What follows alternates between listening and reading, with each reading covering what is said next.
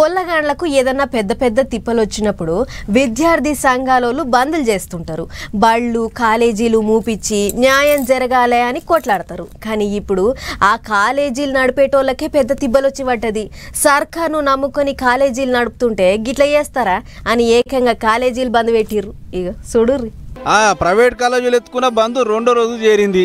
ఏండ్ల కమానం కుప్పలు తెప్పలుగా వేరుకుపోయిన మొండి బకాయిలను వెంటనే చెల్లించాలి, ఫీజు రీఎంబర్స్మెంట్ ను జట్న విడుదల చేయాలని రాష్ట్రం అంతా జంగు లేపితే కాలేజీ పొలగాళ్ళంతా ఇండ్లకే పరిమితం అయ్యారు. అయితే డిగ్రీ, పీజీ, బీఈడీ ఇంకా ఇంజనీరింగ్ కాలేజీలు, ఫార్మసీ కాలేజీలకు 4 ఏళ్ల సంధి యాలకు ఫీజు రీఎంబర్స్మెంట్ ఇస్తలేట సర్కారు. ఇక ఇట్లయితే ఎట్లా? మేము కాలేజీలు ఎట్లా నడిపించుకోవాలి, టీచర్లకు జీతాలు ఏడంగియాలి, అప్పులు చేసి కిరాయిలు కడుతున్నాం అని చెప్పి కొన్ని వద్దల పాటు మర్యాదగానే అడిగారు. కానీ సర్కారు మాత్రం చూద్దాం చేద్దామని ఆలోచన చేసుడుతోని గిట్లయితే సమస్య తష్ప కాదని బంద్ని ఎత్తుకోరు.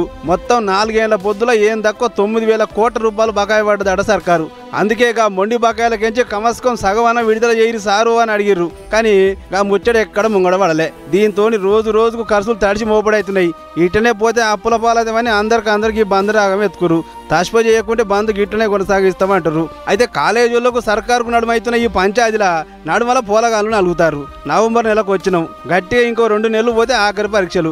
అసొంటి యాళ్ళ గిట్ల కాలేజీలు బంద్ పెట్టి కూర్చుంటే పోలగాళ్ళు ఆగమవుతారు సారు, జరగట్ల చేయకుర్రి అని అడగబట్టిరు అవ్వయ్యలు. మరిగా సర్కారే ఏదో నిర్ణయం దబ్బిన తీసుకొని మూతపడ్డ కాలేజీలో మళ్ళీ తెరిపించే ఉపాయం చేస్తే అందరికి మంచిగా ఉంటుంది అని అనుకుంటారు ఈ ముచ్చట చూసిన పబ్లిక్. ఇక మరి ఏం చేస్తారో ఏమో చూడాలి.